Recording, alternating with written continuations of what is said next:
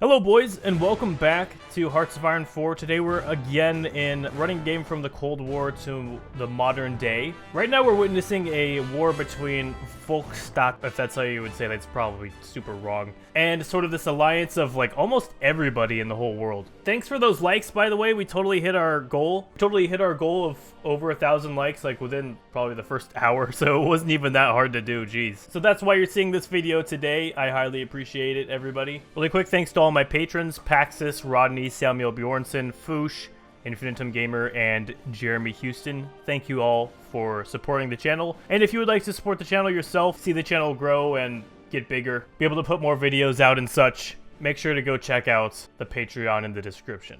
I'm trying to get the channel to 30k subscribers, so if anybody would like to subscribe, if they've been enjoying these videos that have not subscribed yet, I think we could get to 30k subscribers pretty much instantly. So thank you for everyone who has subscribed and is about to subscribe. Well, geez guys, the support on the previous video was quite immense, and I really appreciate it. It was really fun to make, and you guys really seemed to enjoy it. There was some things that I kind of left out because I recorded the game for 10 years. Well, 10 years of game, obviously. And there's a lot that I just, like, didn't really bother to cover, to be honest. And also, just a lot of the stuff was kind of confusing in the first place. Italy took a state. I think, okay, Cuba was up for grabs.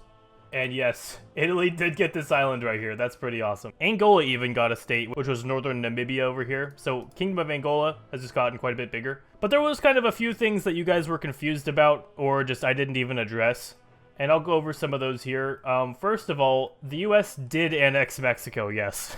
They actually invaded Mexico twice during the previous campaign, or during the previous episode. The first time, they just changed the government, and then the second time, they actually did full annex. This is what Central America looks like. El Salvador and Nicaragua have gobbled up some countries. I think eventually these guys will go to war with each other, and then we'll have sort of a united Central America. Brazil has just now started invading Argentina, which itself was pretty big, although Brazil's army is just far larger. So it's looking like Argentina's in real trouble. Yeah, okay, so it was just full annex. So Brazil is just like this massive South American power now. Over here in Eritrea, or Ethiopia, after the collapse of the United Arab faction, which Ethiopia was a part of, it looks like Eritrea was puppeted by the Soviets, and then Ethiopia was given to that. So this is all Eritrea now instead of Ethiopia, which is funny because that all used to be Ethiopia instead. Here's our faction map mode. I would honestly just pretend that Italy is in the Concordat faction at all times. The factions are just kind of weird, and they glitch around a lot, and people leave them and people reform them. It's very odd, but it does work, at least for the most part. Whoa, Republic of Poland declared war on Polish People's Republic. Probably not going to work out for you, Republic of Poland. Wow, they actually do have quite the army here. Maybe we'll see more uprisings and civil wars among the Warsaw Pact members. That would be pretty cool. Everyone's getting called in against Poland, so countries have been leaving the Soviet Warsaw Pact as well. Like Bulgaria left, Hungary left, Romania leaves sometimes and then joins back in sometimes. And rest in peace, Republic of Poland. You tried, you did well. I've also seen events where the USSR actually declares war in Czechoslovakia, and Czechoslovakia tries to escape the Warsaw Pact, but that also didn't work, as you can tell. Turkey's again justifying against the imperial state of Iran. Somewhere in a weird peace deal, even though Turkey was on the winning side, they had to lose Iran for some reason, but now it looks like they're going to regain it. They have 1 division and they have 3 military factories and 1,000 manpower. There's no way that they're going to survive this Turkish invasion. Turkey also now has what was Kurdistan. You know, give it to the Turks for invading Kurdistan. And that's the end of them for the second time. We'll have to wait and see if they get released again. Oh, now they're justifying against Muscat and Oman? Wow. Well, they're going to get to war with the British Empire, which they are going to very quickly lose to because the British are right here. The East Turkestan Republic has just rebelled out, and Tibet too. They no longer want communist Chinese rule. They both don't have an army though, so they're going to rely on volunteers. And the volunteers seem to be pretty bad in this mod. Wow, the Soviets actually sent 5 divisions to East Turkestan Republic. It is communist, which I guess makes sense. Tibet doesn't seem to be getting any support though. It is a monarchy. Look at that, the Soviets sent a ton of tanks. That's going to be pretty hard to break by the Chinese. Even more so, looking at the Chinese army is very ill-supplied, especially their tank divisions. Tibet was annexed, but something else just happened that I did not realize was going to even happen. The Federal Republic of Yugoslavia declared war on the independent state of Croatia, even though Yugoslavia is not alive anymore. So I don't think that is anything. I don't know why it thinks that Yugoslavia is still around. It's not. That did also have the consequence of having the Soviets have to bring their army out of East Turkestan to go fight a country that doesn't exist anymore. And now China is going to retake East Turkestan for good this time. The French state has built up their army quite a lot. They have 70 divisions now, and the Italians, I think, have done the same, 118. Yeah, these guys, an alliance between the French and the Italians is actually very powerful. Even more of these guys are rebelling out. We have Djibouti Zanma is back, the same guy and everything. He is reactionary. So are we going to see even more of these guys break out? Like, because I see the Korps are here. Guangxi is still here. Yunnan is still there.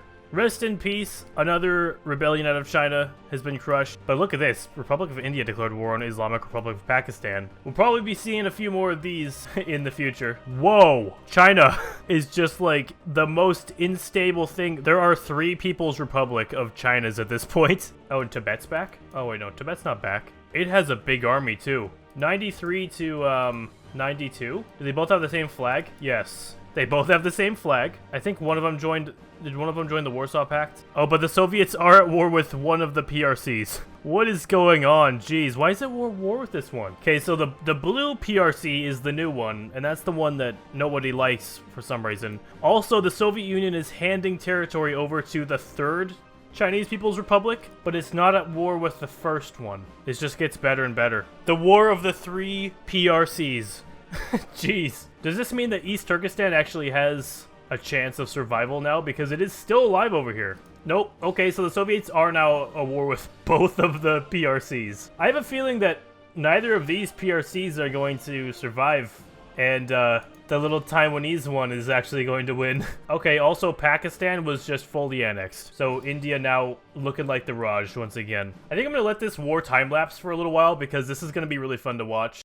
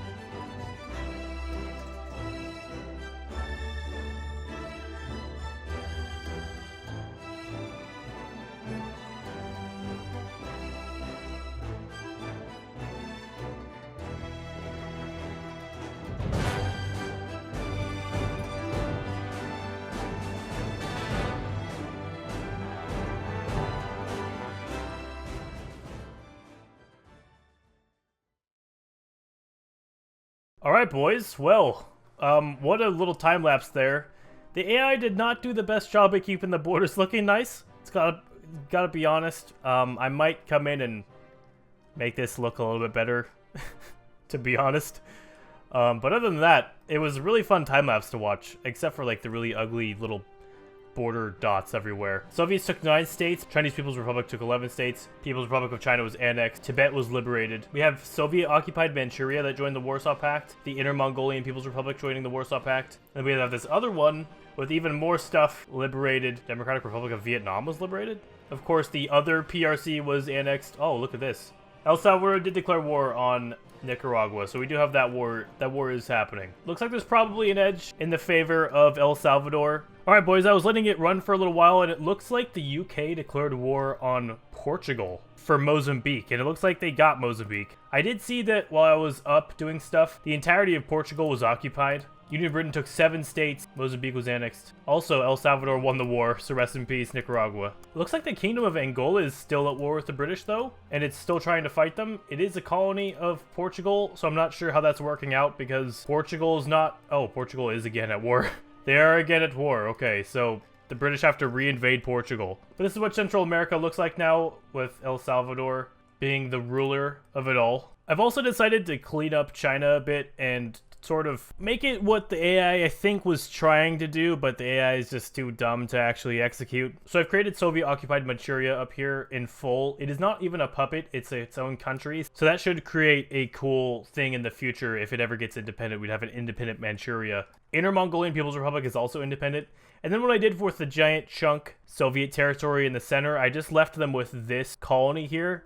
I think that makes a little bit more sense. It looks a lot better, and it still resembles what the AI was trying to do and sort of did. Also, here's the British reinvading Portugal again. Alright guys, it's 1975, so here's your midway update. The USSR has just declared war on Japan, and that actually dragged the US in. So, we already have America and the Soviets at war. Good thing neither of them have nukes, nor seem to be producing nukes for some reason. The Italians actually went in and annexed Central Africa as well during the little break. Nigeria annexed Togo, and Poland tried to break out of the Warsaw Pact again. And it turns out that Germany still has cores on a lot of these states. So when Poland surrendered, a bunch of those states were actually handed over to Germany. So Germany is sort of being made great again, kind of a little bit. I guess this also puts them at war with Cuba, because Cuba is in the Warsaw Pact. I didn't realize that. But Cuba's in a little bit of trouble here because there's a bunch of Americans at Guantanamo Bay ready to invade. Whoa, somewhere in there too, Norway. I didn't even realize this. Flipped. And, wow, this was handed over too? Somewhere in there, Norway was defeated in a war, or they just gave in to demands, and Norway became a democratic, communist, or, well, not really democratic. Norway became a, Marxist-Leninist country, and this little bit of territory was ceded to the Soviet Union. Alright, you know what I just realized, boys? Okay, people are sending a lot of divisions to America. This is a different Germany. There's two Germanys, and they're the same color, and they're the same ideology. Tell me in the comments if you think that those should be united. They probably should. In Japan, the situation's getting a little bit bad. The Soviets have taken Hokkaido, and are putting pressure on the mainland. There are a lot of volunteers here, though, to help defend. Here's another big thing. The French state is now justifying on Union of Britain, conquer Gibraltar, Channel Islands, and Sussex. I'm sure some others would like to join in on that, to get revenge on the British. The British have just been terrorizing everyone. And look at that. Thailand has been justifying and unjustifying on Cambodia for so long. It's about time they actually declared the war. Cambodia is very weak, and definitely does not stand a chance. They have 3 divisions up north. Thailand's not that strong either, though. They've only got 8 divisions, but they're still far superior to Cambodia and really should not have a problem with this. On the other hand, Vietnam is a very powerful country. 86 divisions, 5.52 million manpower, and it's fascist. I don't see how it didn't declare war on Cambodia yet. Okay, boys, another major war has just occurred. It looked like it was the one where France was justifying on the UK. Oh, look at this! Portugal joined the Concordat, as well as Italy and Turkey. That makes sense with Turkey, because Turkey has been justifying on British stuff in the Middle East for a long time now, actually. Could this be the alliance that finally stops the British from just absolutely taking over everything? Look at this, boys. The Italians are reclaiming Guinea for Portugal as well. They're trying to rebuild the Portuguese Empire after it was torn down by the British. And look, the British are here in Portugal. They're trying to conquer it again. But the French are here to support the Portuguese this time, so it's going to be quite a bit harder. Also, Gibraltar has just fallen to the French. The British still hold on to... Oh, look at that missile. The British still hold on to the Channel Islands, but these will definitely be under threat for a while. I think you could probably say that at this point, World War III is occurring in 1976. We have America and the Soviets at war. The fronts aren't too crazy with America versus the Soviets, though. There's not too much that's quite going on. The only major front in this war is the Japanese front. Oh, look at that. The Spanish state actually just capitulated to the British. They landed here, and Franco is in even more trouble now. The French, with their colony down here in South Africa, have caught the British by surprise, it seems. I don't think there was hardly any defenders down here. And the French are just moving through, taking all of South Africa. One weird thing that's going on here is Rhodesia. Rhodesia has actually joined Concordat faction. Nigerian Empire declared war on Ghana. Look at that, Nigerian Empire joined the Concordat. Yeah, I was expecting that because Nigerian Empire is fascist. And they're actually pretty strong up there. But Rhodesia has not joined the war against the British, I don't think. See, the Nigerian army is pretty good. They their tank divisions are ill-supplied. They don't have tanks, is what I'm pretty sure is going on here. Yeah, they don't have any tanks for their tank divisions, but their infantry divisions are fine. The Concordat armies appear to be absolutely just obliterating the British forces. Crucial states of the coast of Oman just capitulated to Turkish and French forces. And as you can see, Saudi Arabia is completely falling to the Italians. There goes Oman as well, just capitulated to the Turks. I'm surprised that the AI was able to coordinate this so well. Usually it's not able to do that kind of thing. It coordinated the French attack on the British with the Turkish attack on the British, which I think on their own, the AI decided that France was too scared to go against Britain and Turkey was too scared to go against Britain. But I think because they joined the same faction and they both had claims, it somehow made the AI think that it was strong enough. And it appears to be strong enough for the most part. I saw there was quite a few comments saying that Italy looked thick in the previous episode. Well, geez, look at Italy now. If Italy took Tunisia as well and then ended up going to war, if Italy took Tunisia as well, that would look pretty nice. I also think that Italy will be pretty happy if and when the Italian and French go to war with the Warsaw Pact and end up invading the Balkans. Italy's going to be very happy to be able to do that. Alright boys, it's 1978, and I think I'm going to end this episode here, but I am going to, of course, review what has happened over the last few years in this war. One kind of cool, interesting thing that did happen was Cyprus actually civil warred or rebelled out of the UK.